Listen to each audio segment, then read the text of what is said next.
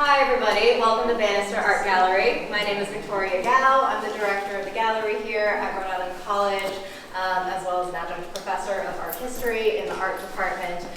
We are very pleased to welcome 3 out of our 5 artists for this exhibition, Cowan, Michael Talbot, and Ponnapa Prakkamakul, to the gallery tonight for our artists panel. Shawndavid Berry was originally scheduled to be here, but unfortunately a last-minute family emergency has taken away. So he sends his deepest apologies. He won't be able to make it. Darrel Perkins, who is the artist of these 4 prints, as well as the painting up front, he teaches at the American University of Dubai, which is understandably a little bit far. And so he won't be able to make it, but we did get a video that will be playing shortly during the presentation. First, I just wanted to say a big thank you to the Bannister Community Art Project. A couple of our members are here tonight. This show could not have been made possible without the support of the Bannister Community Art Project, or as we like to call it, BCAP. They are a group of really dedicated people in Providence and around the Providence area who have been committed to raising awareness about Edward Mitchell Bannister. How many of you know a little bit about the legacy of Edward Mitchell Bannister here? Most of you, but not all of you. Okay. So Edward Mitchell Bannister, who is the person that this gallery is named after, he was a black artist from the 19th century who came down from Canada, first to Boston, and then eventually made his way to Providence.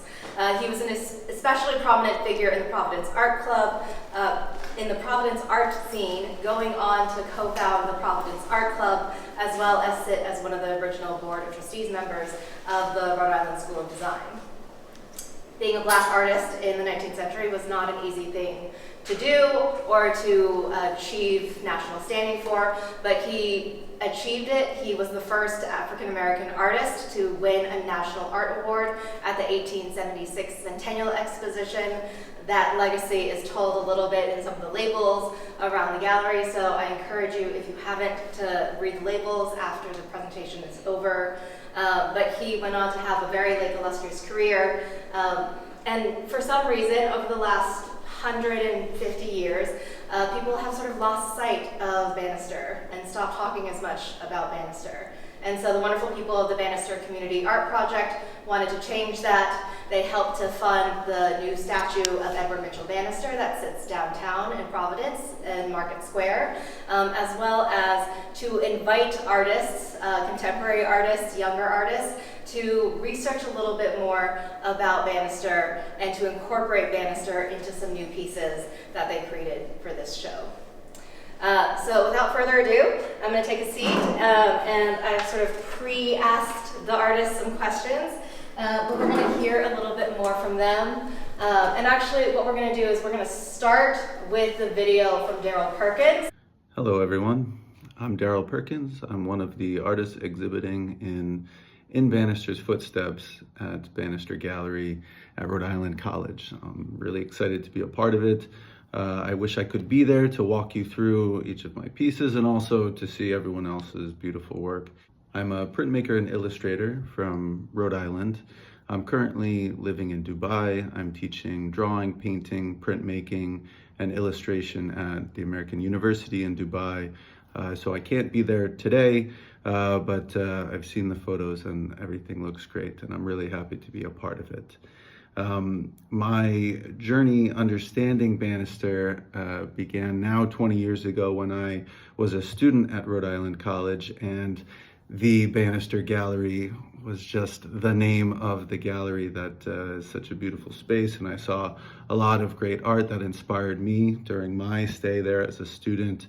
And I never knew the background of where the name Bannister Gallery was until this opportunity came around, and I was able to do a little bit more research about this historical figure that represents so much of the New England life from a long time ago, and is one of the most successful artists from our region.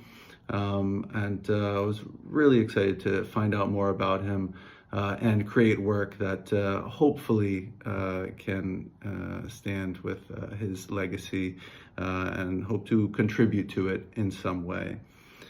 Bannister's View is a lino-cut print inspired by his painting of the Palmer River, which runs through Massachusetts and Rhode Island. I have gone over and around the Palmer River many times, as many of you probably have if you're from the area. So I found it interesting to see his nature landscapes and views of the river. And my interpretation of it is different than his. It's inspired by his painting, but it's meant to interpret it through my carved flowing patterns that I like to work with through my work. Even though I don't do many landscapes, it was really nice to try and experiment with that. And also adding Bannister himself on a hill looking out on the Palmer River, which I think anyone from that era that would do landscape paintings must have really just enjoyed being outside and enjoying the views of the river and nature in New England, as we all should appreciate more often. E.M. Bannister is the name of my only contribution to this exhibition that isn't a lino cut. It is a stencil print on canvas where I did a basic coat of oil paints, and then I spray painted multiple layers of stencil to build up kind of a traditional portrait of Bannister himself. Nothing too high concept, just something that I thought there should be some sort of representation of a straightforward portrait of the man himself. And it was fun using stencils. I hadn't made one in a really long time, so it was nice to go back to an old technique that I like working with to get the splatter and layers of gloss with spray paint and building up a texture and tone. So it's just a straightforward portrait of Bannister. In my research for this exhibition, I ended up reading some of Bannister's writing. He wrote a statement in 1886 called The Artist and His Critics, where he states that art is really a means to lift us out of the low atmosphere of sordid gains and narrow selfish ambition. Basically, the purpose of art being to find something more spiritual out of life. And I really like that goal to set for the art that we make.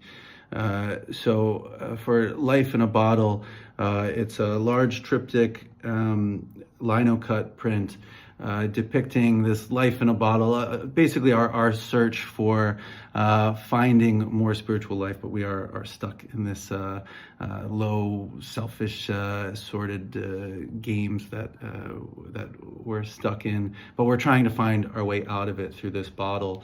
And outside of the bottle is depicted these two angels with the Latin phrase "effugere rem," meaning escape the thing. So our goal, using art to escape the thing, escape the narrow and selfish bottle of existence.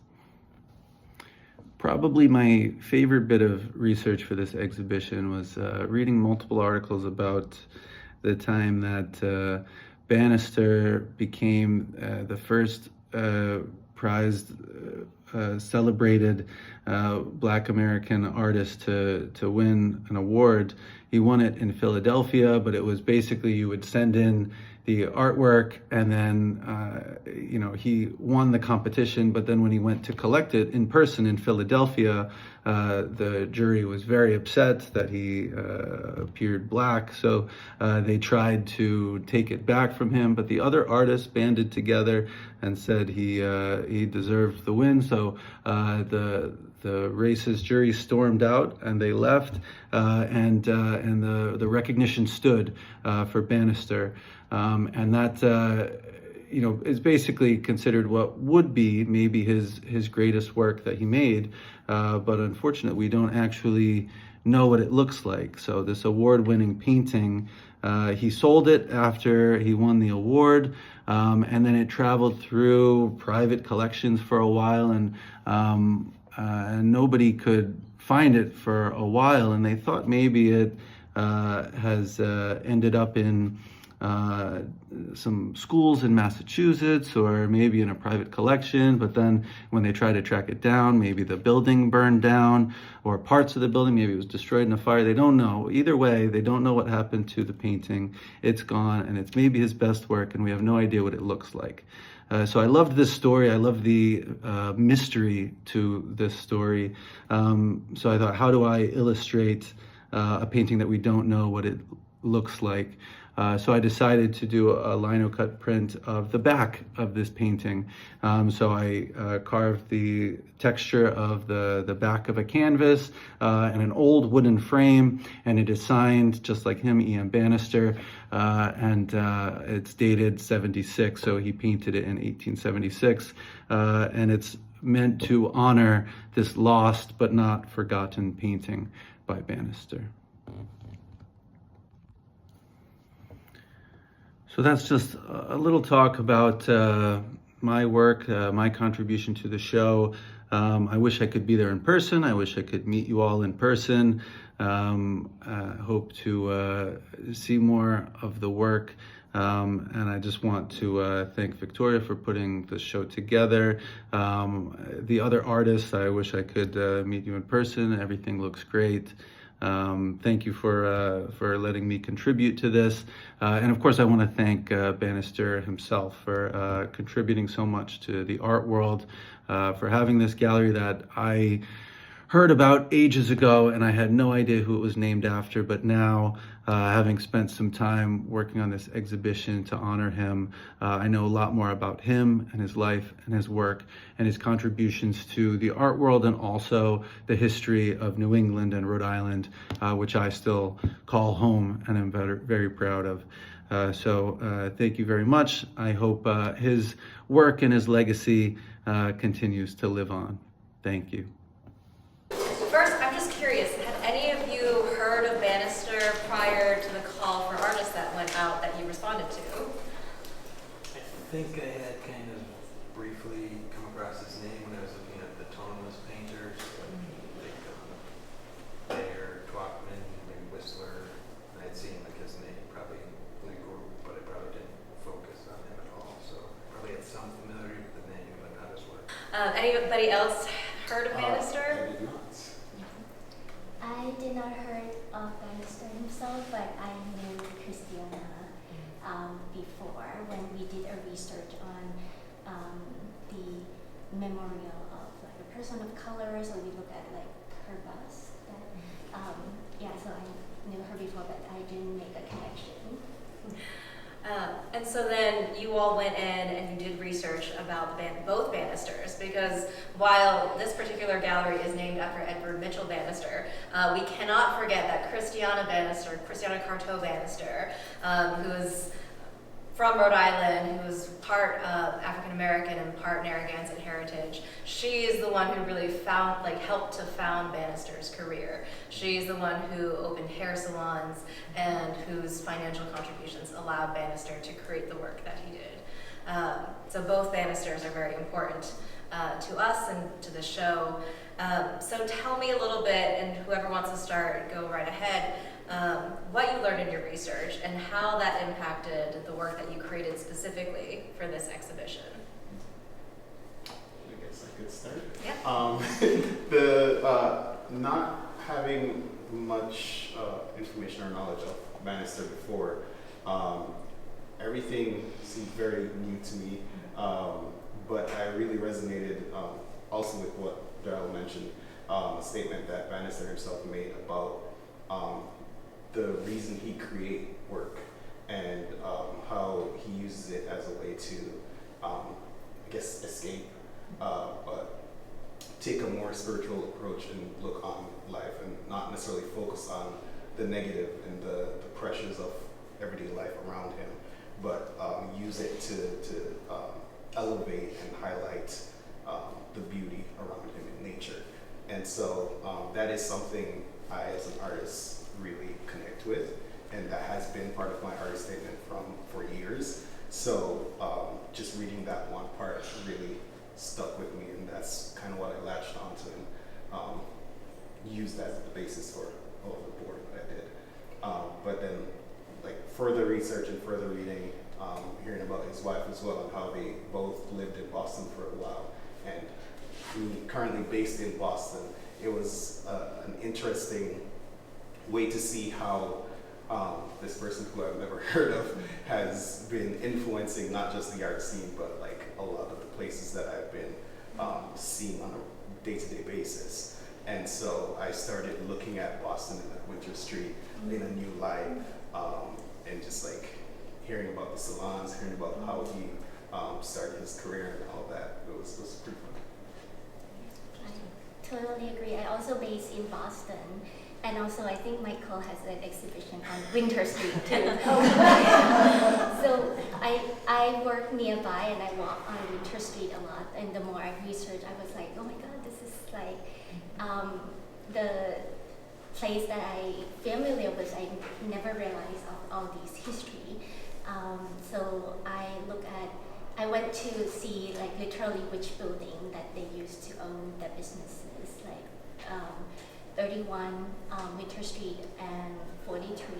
So it was depicting in the work here. So this is like the view of the facade on Winter Street, looking from Summer Street to Winter Street and looking from Winter Street to Summer Street, but collage into a scene as forming an alley. But both sides, actually, you can find their businesses in there. And then I can show you which building later on. And I think it's, I also found a book called Bannister Lane, which is the name of Winter Street before. So before that, it used to call like multiple names, but one of them is Bannister Lane, and then there's a book about who was lived there, who used to live there, who has business there, and the book kind of expressing that people who live there are well-to-do, have a good businesses, and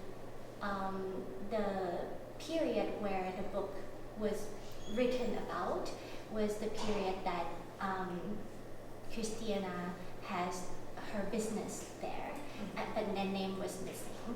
So I actually photoshopped one page extra of their stories, reprinting the book here if you haven't seen yet, please. For me, this was kind of a unique project to learn about a New England painter, and I think what really drew me to it was a chance to kind of bear down on his life as a person and an artist, kind of see his growth throughout his whole lifetime, what interested him, his achievements, his ups and downs. As a person, he had a pretty interesting life growing up in a small village in New Brunswick, Canada, and I don't think he was really exposed to much racism there possibly, so it was kind of like he had a very optimistic outlook as an artist, and some of the obstacles that he faced later I think were really frustrating to him because he didn't anticipate those. So I mean, he lived through the Emancipation Proclamation, the Civil War. This was a really interesting time. So I really enjoyed the duality of learning both aspects of him. And he and his wife were big abolitionists. They were civil rights activists. They were, before civil rights really even was established in the United States.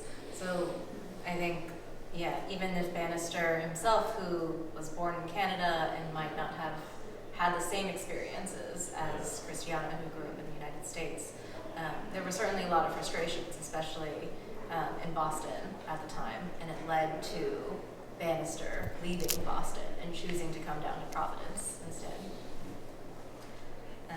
How do you see your works, and whether it's the works that you created for this exhibition or the additional works that you've included, how do you see them furthering Bannister's legacy and helping to educate others about Bannister? This is like a big question. I feel his legacy is like this. My work kind of It was kind of a monumental thing to try to take on, so we felt it was best to try to do it more intimately and try to see what work you connected with him and kind of approach it that way. You know, align yourself with maybe, you know, his artistic ambitions or influences or the persistent themes in his work, and kind of just find that connection together and do work that was kind of in the same vein, but maybe with a little more modernity or some more suited to today's work, or however you approach it. For me, the focus, as you mentioned, is definitely a large undertaking, but I chose to focus on his thoughts on why he painted landscapes or why he painted in general. And so the work that I did focused on nature and the reverence and spiritual aspect surrounding that, and just taking that lens and moving forward with it. I can see that this is probably like a starting point. I feel Improvident has been doing a great job of like celebrating his legacy, bringing back the stories. Maybe we can do that to Boston. Great. Yeah. Yeah, because I feel no one talks about that, and we can kind of bring the work that we already created. Yeah. Like next step. Like after Yeah. getting the opportunity, and like I was talking to a couple friends about it, like nobody knew who Bannister was, and likewise, like I didn't know. And having lived in Boston for over 10 years, I would have expected that there would be at least some mention of him there, but there is nothing. So I agree. Like after spending so long reading about him and studying him for the past year, you kind of like have more of a connection with him. And I think like going forward, you know, it'll be kind of an influence in your work in the future. You'll probably talk about, you know, something you learned about him, like some other artists, so probably kind of carry him forward a little bit in that way. And that he was a part of our artistic life for about a year. Yeah. And that's enough. I mean, like, I would hope that somebody would do this for any of us. Yeah. That kind of leads well into my last and final question before I open it up to the audience, which is, how do you see your own body of work as pushing the boundaries of your medium? And everybody, we sort of semi-intentionally, out of happy coincidence, selected artists who are sort of approaching this topic from all different types of mediums and all different artistic styles. So where do you see yourselves as pushing boundaries in a similar way to how Bannister pushed the boundaries of his time? Not an arch question, but I guess I'll start. As someone who studied illustration and graphic design in school and have a very illustration-heavy or illustration-focused style, I don't often see work like mine in a gallery space. And so having done multiple shows and continuing to do more shows, I want to bridge that gap where what you see in the gallery isn't just paintings and like landscape work, but illustration work or anything that tells a story. So at the basis of the work that I'm doing, I aim to tell a story and maybe bring a different style that people aren't often familiar with to a space that it isn't often seen in. And so, if I may, I would say that's how I see my work and my legacy kind of pushing that boundary and bridging the gap of what is expected versus what can be. I mean, I didn't really, as I worked on the project, I didn't really think too much about how pushing a boundary or something would relate to. It was more about focusing on him and trying to find that personal connection with his work for me. That felt like kind of like an external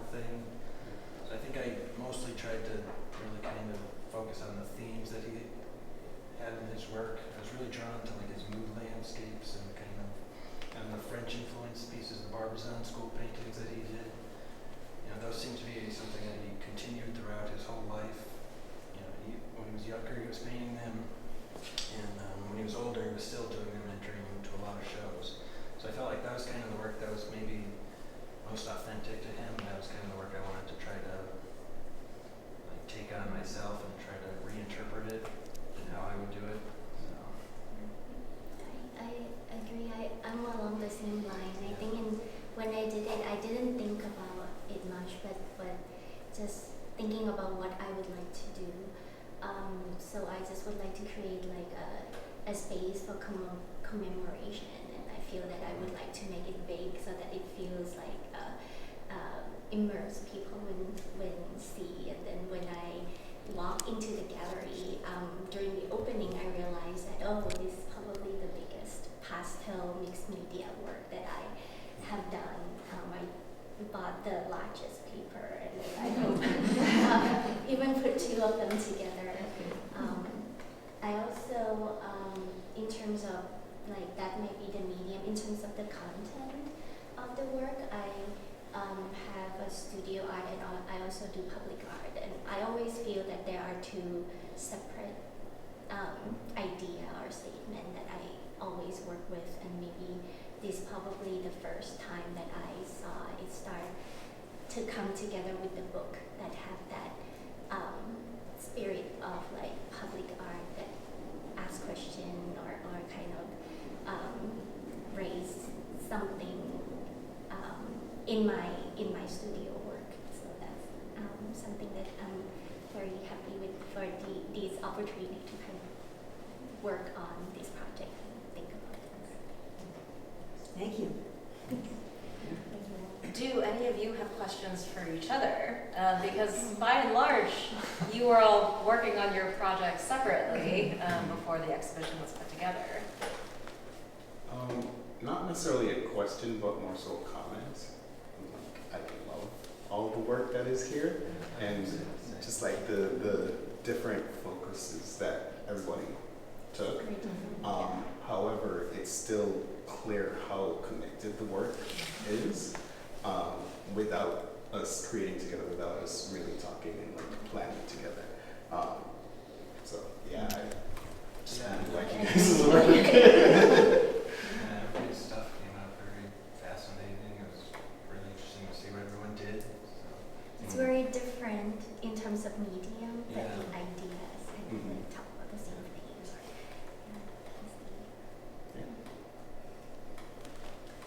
Any questions from the audience? Yes, again.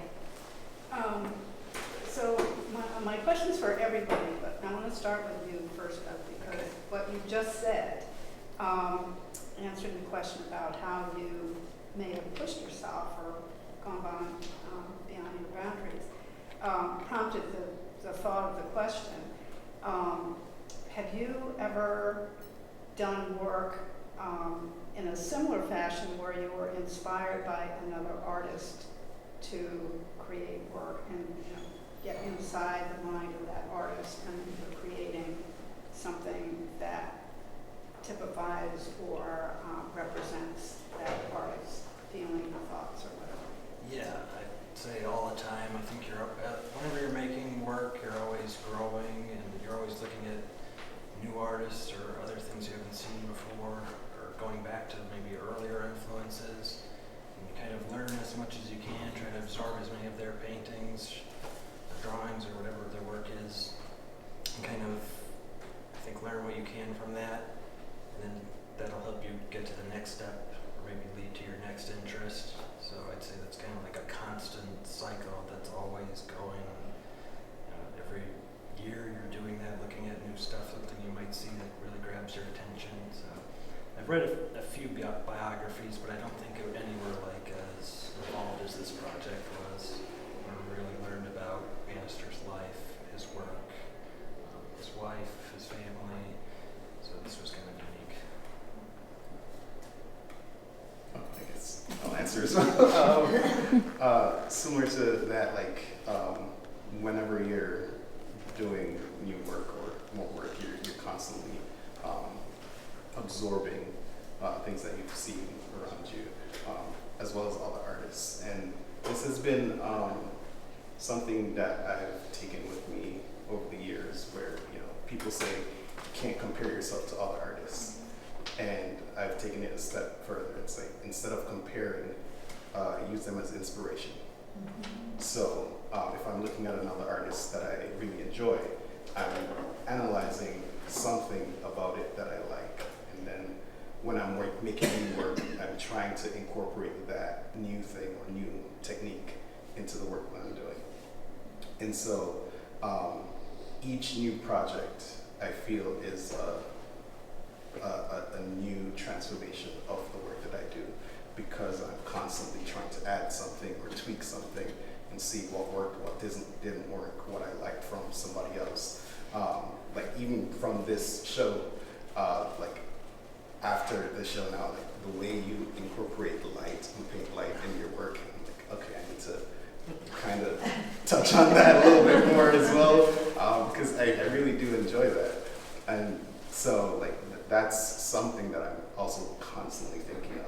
Like, yes, I see other artists and their work and try to emulate it, but in a way that is digestible, but that still follows the style and technique that I do. I'm not sure if this would be helpful, but I am not very strategic or reasonable, like make that very formal. I feel that we unconsciously would kind of do the things that we like. So I love to see the work that I like a lot, and then maybe like have it kind of take it in and internally work by itself, and then when it come out, it's kind of come out by itself. No strategy.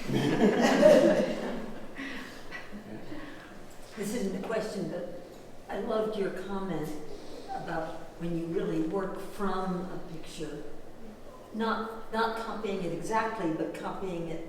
It's the tree over there.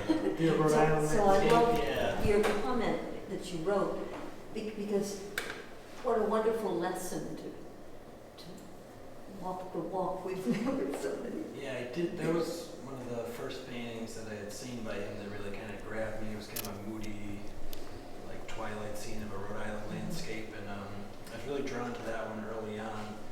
And I knew this was going to be a project that we were going to be really involved in for a while. So I kind of felt like I could personally get a connection to his work if I kind of studied it so much that I kind of recreated it and just repainted it in my own manner. It wouldn't be a straight copy, or just more of a study of like, see how he did everything, how he composed the picture, how he painted it. So I tried to paint it my own way, but still go through every mark that he made. Not really on a technical level, but just to kind of build a bond between how I was studying his work and his life, and how I would go forward from there. So that was like the first picture I think I did. Yes. So knowing what you know now, and having worked on this project for a year, and done a lot of research, what is it in particular that you may be bringing into your own studio practice? What was it that really resonated with you? I mean, they're all beautiful works, and they're all, individual. The visual statements that you all have made speak to who Bannister was. But in particular, what might you bring to your own studio practice? I think for me it was like his perseverance as an artist.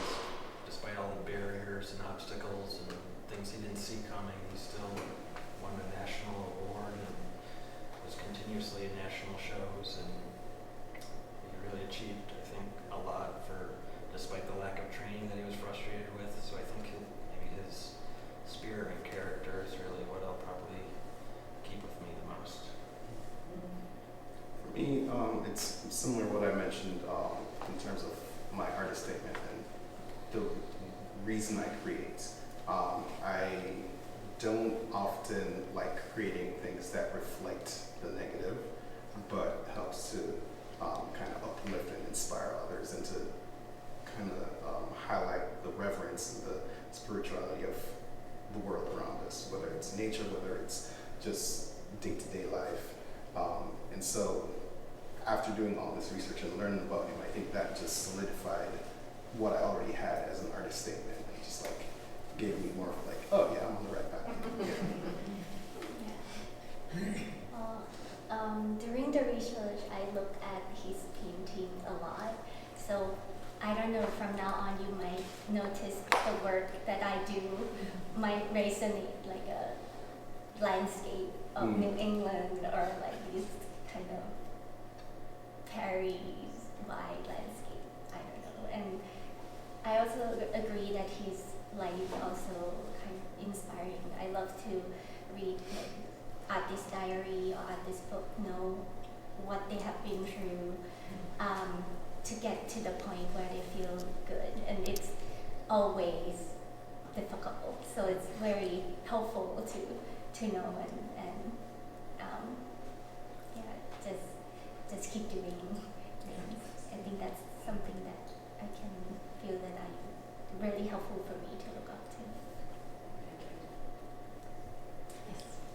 So as artists, you're always like growing and learning and new experiences. What was maybe like something that you're gonna take from this experience that's new to you as an artist that you might take with you into your next works of art or your next journey as an artist?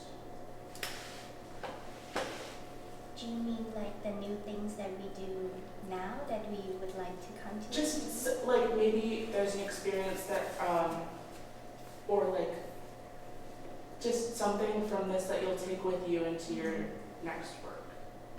I think for me,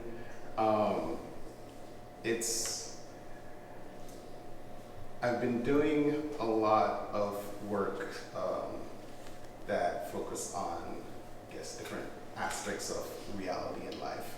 I've been doing like a graphic novel as well, and this ongoing story idea I've had for years. And a character in that story is Mother Nature. And so it is actually represented on one of the pieces. So this was an excuse for me to revisit that character, and almost like an introduction of like revamping the idea that I had of this character design and how I could potentially incorporate it and use it further. I think for me this kind of opened up some other avenues that I wanted to learn more about, some other artists, learn some more about some of Bannister's paintings.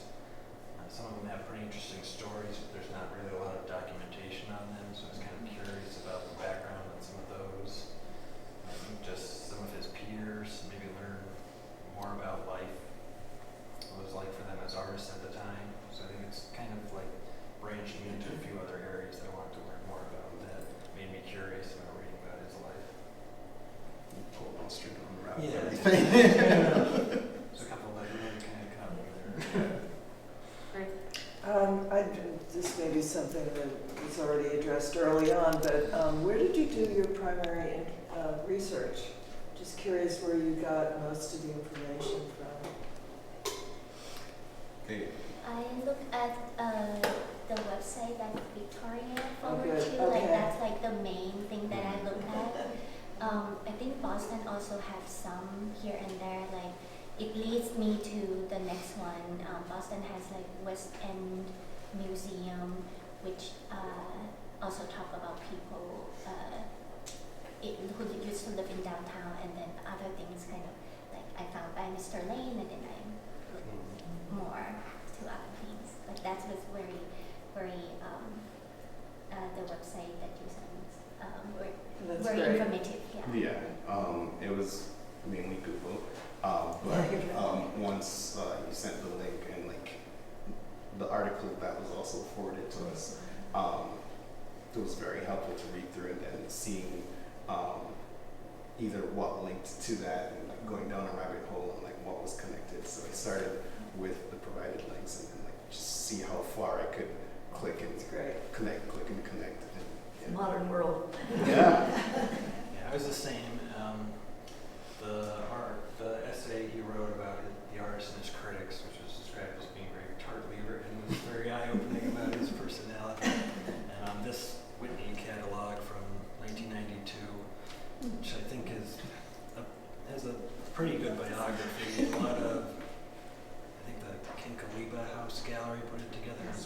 a lot of information that I hadn't heard before, couldn't even find online. So that was kind of my main source of knowledge about him and his work. Some insights that I couldn't find anywhere else. And the website, that they're all mentioning is very simply bannister.info. That was put together with the Bannister Community Art Project and local historian Michael McWegan. I encourage you all to look at it. It's a very, very well-researched, very thorough website talking about where a lot of Bannister's artworks are located now, pulling together a bibliography of works about the Bannisters, bannister.info, and that's info. Any other questions from the artists? Any other questions from the artists? No, I just want to say thank you for having me as part of this project.